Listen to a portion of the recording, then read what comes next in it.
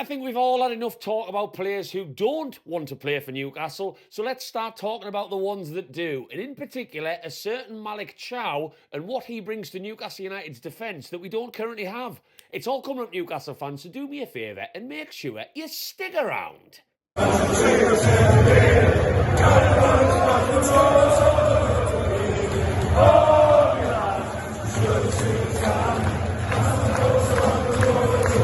Welcome back to Black White Banter, ladies and gentlemen, and my God, there is so much news coming thick and fast in the Newcastle world, and most of it's negative, isn't it? But we are not going to mention a certain Alexander Isak. I don't even want to say his name out loud on this video. This is a safe Swedish striker space. He's not in this vicinity. But if you're new around here, before we get into a slightly more positive video, do me a favour, Newcastle fans. Hit that little subscribe button and also give us a thumb. Giving me a thumbs up, no one who doesn't create content on YouTube knows how much that helps this video. And it takes you 1 second. 1 second.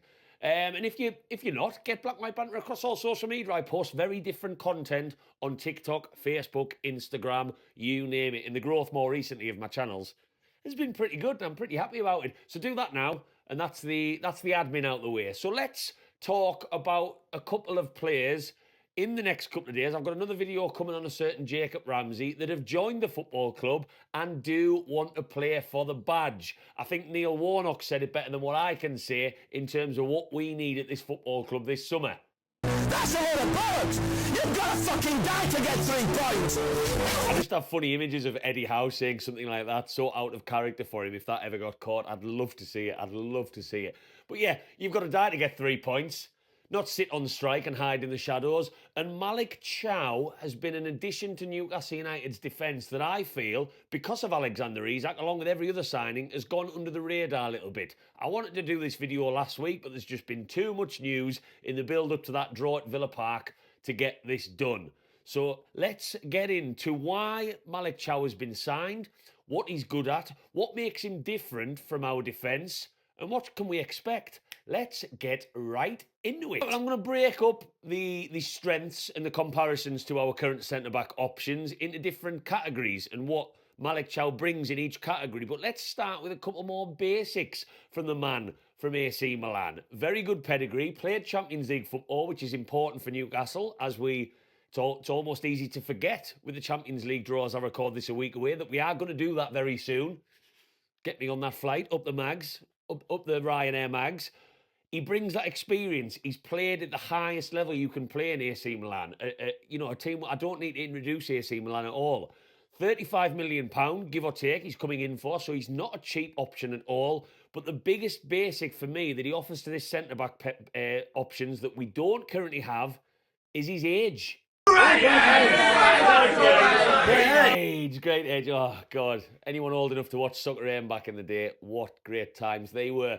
Yeah, his age, and that does sound as basic as it possibly comes, but that's an instant bonus for me from the off. Fabian Schär, Dan Burn showed no signs of slowing down at Villa Park last Saturday, and that's great to see, and I really hope that continues. But both of them are in their 30s. Fabian Schär at the top level, playing as many matches as he has, and we'll talk on this video about the main reason that Fabian Schär's had to play so many matches in his role in this Eddie Howe team.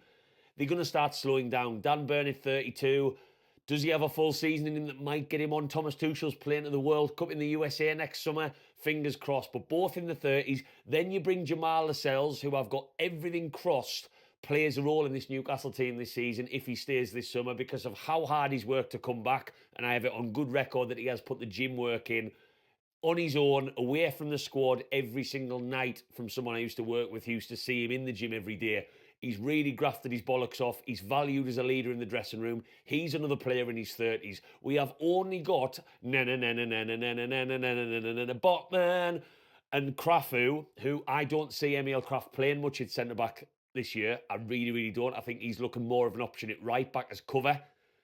Those are the only players in their 20s, in their early years, approaching their peak. And we really hope Sven Botman comes back to be the Rolls-Royce defender we all know he can be, and those injury problems are behind him. But getting a younger centre-back in was always key. We are trying to build for the future. The now and the short term is great, but Malick Thaiw offers That youth that we need at 24 years old. So now let's get more into the nitty-gritty of what he brings. Now, any older people watching this video might be thinking, oh, God, defending's not what it was back in my day. And you're right there, because the one I'm going to start with, based off an Eddie Howe team and how we like to play from the back, is his passing ability. Malick Thaiw is incredibly comfortable on the ball, and I'll share a graphic on the screen to show how he compares to the top Serie A defenders in the league last season in terms of his passing completion. He's right up there. He is right up there. Last year, he had a 93, just over 93% pass completion rate, which is a very, very, very high number. And again, I'm going to share some graphics on the screen of how many of those, where they went and how many of those were completed. Similarly, passing under pressure. What we've struggled with at times in the last year or so is teams that basically play Eddie Howe at their own game and press from the front and put our defenders under pressure and step up a little bit. We do want to play through that, and Malick Thaiw has proved, again, with the graphics I'll share, that he's more than capable of doing that. He can come and slot in. He can deal with the intensity of the Premier League when people get up his arse when he's got the ball at his feet, and he's happy to play through the lines. That's massively important. Very similar to Fabian Schär. You are not getting a great passing defender from Dan Burn. Sven Botman's a lot more comfortable there, and we saw it at Celtic in our first pre-season game this summer in the short spell he was on the pitch. But Fabian Schär's always been known, yes, not always successful, because he does like to go longer. He does like to play the extravagant pass, so to speak, just to go with those handsome looks of his. But he's coming in as a player who can rival him for that comfort in passing the football. Box tick there. Now a bit more of a traditional defensive stat. The aerial ability. Look, he's coming in at 6'4". Never mind great age, great height. And that's something that's really important. And again, I'm going to share a graphic on the screen on expected heading wins of last season compared to some of Newcastle's squad, well, compared to the whole Newcastle squad. And as you can see, he's right up there. He's right up there with the likes of Dan Burn, the giant from Blythe. And that's another big strong point of his. He does have aerial ability. And I think if you sign in a 6'4" defender, you're expecting that. And like Newcastle are no mugs in that department at all. With the likes of Joe Linton. God, once upon a time, I might have said the likes of a certain Swedish striker. But again, I said at the start of this video, we're not going to mention his name. We do have some power in there. We do have some aggression in there with the likes of Dan Burn. Fabian Schär is no mug, but it's certainly an area that needed improving, in my opinion, in this Newcastle defence. It really, really is. And he's going to bring that.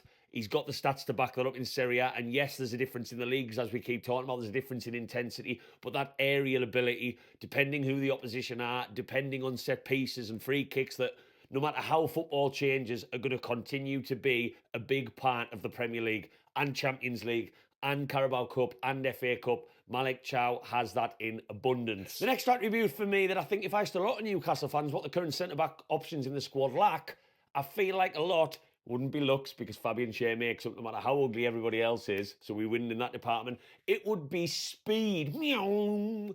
And Malick Thaiw's got that, and that's a great asset to have in this defence. I think it's something in our centre-back area that we've been lacking for a while. Sven Botman, great reader of the game. Fabian Schär, his recoveries and his tackling can be quite good. Dan Burn, we know he hasn't got pace. You only have to watch a training session on YouTube to know that. But it's his ability to, again, read the game, but wrap them long legs around a player when he's chasing them in a leg race. Malick Thaiw has pace, and I'll share a little video on the screen of a certain Swedish striker. Yeah, I'm not going to mention his name. When we played AC Milan in the Champions League 2 years ago in a leg race, and he's no slouch. He's only a slouch when he's trying to push through and move to another football club, and Malick Thaiw recovered that great. He is a pacey player. I'm not going to share pace stats on the screen, because annoyingly that is a difficult thing to find. But he is, and his initial acceleration's not always great, but he more than makes up for it. And when he hits top speed, he hits top speed. And he is only a 24-year-old. His legs aren't showing any signs of slowing down. He's what I would call an athletic centre-back. He's an athlete. Like, I look at Newcastle's squad, and if you were to say who are the athletes, well, some people might say they all are, but I think there's different definitions of an athlete. Joe Linton, for me, is an athlete. Bruno is a different type of athlete. He doesn't look athletic. He's not going to run and run and run and run and run. And I know the stats say otherwise, but I hope anyone watching this knows what I mean. He's definitely an athletic centre-back, and that's going to be very, very good against different levels of opposition in all the competitions we play in recoveries, in interceptions, in catching players, pacey players, depending who the opposition are. So Malick Thaiw, he's a quick one. I don't think you have any idea how fast I really am. I'm fast as fuck, boy. The next one for me is the one that I don't think has been talked about very much in the profiling of this player across all social media and platforms when we've signed him, because so many people are saying that Malick Thaiw is a replacement for Fabian Schär, and we will talk very shortly about why that is very much true in this Eddie Howe team, this Eddie Howe system. But it's Malick Thaiw's versatility. And what I mean by that is there's not many centre-backs who have played as many times at right centre-back to left centre-back, and I'll share the numbers on the screen across the last 3 seasons for AC Milan.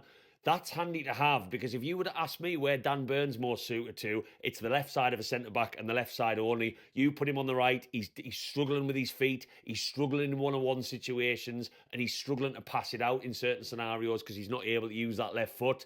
Fabian Schär, you could probably argue, can play both sides, but again, has predominantly been right side. Malick Thaiw is capable of slotting in on both sides. That's a massive, massive bonus when you are going into a league and 4 competitions, as I've already mentioned, Champions League, Carabao Cup, FA Cup.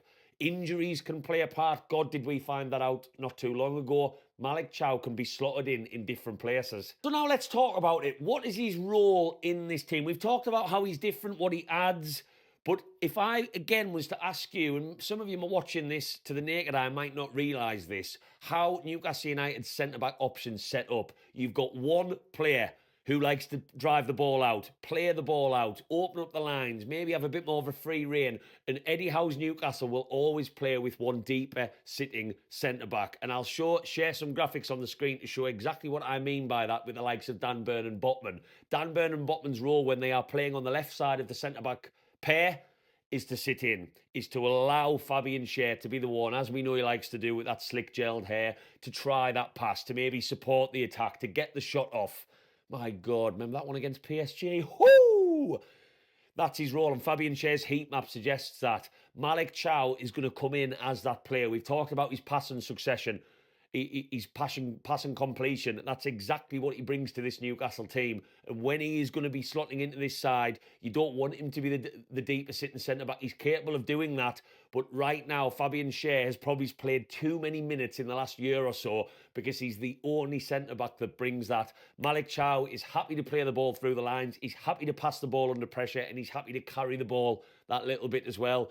Burn and Botman both have that role on the other side, depending who's playing, depending who the opposition are, to sit in and mop up everything. And that centre-back partnership, that duo, which is quite common in any team, especially in the Premier League, one to roam a bit, one to sit nice and tight and protect things. That's quite common, but that's why Malick Thaiw, with all the attributes he has, with passing being a big one, probably looks a more natural replacement for the ageing Fabian Schär. Newcastle fans, I'm excited about this player. I think he's a good bit of business that is being overshadowed as Anthony Elanga is, as I think Ramsdale is with the fee involved in mind. It's good business. Jacob Ramsey, I'm going to do another video on him.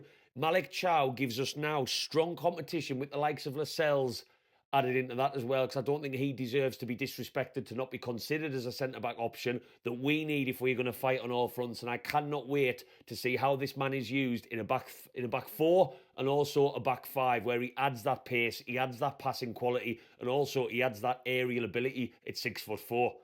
Let us know what you think about this video. If you've stuck around this long, whack that little thumbs up. It's been a roller coaster that has been overshadowed this summer by Alexander Isak, but behind all that, behind the cracks, Newcastle United are doing some cushy business, and I'm really hoping Malick Thaiw proves to be a lovely little signing for this football club.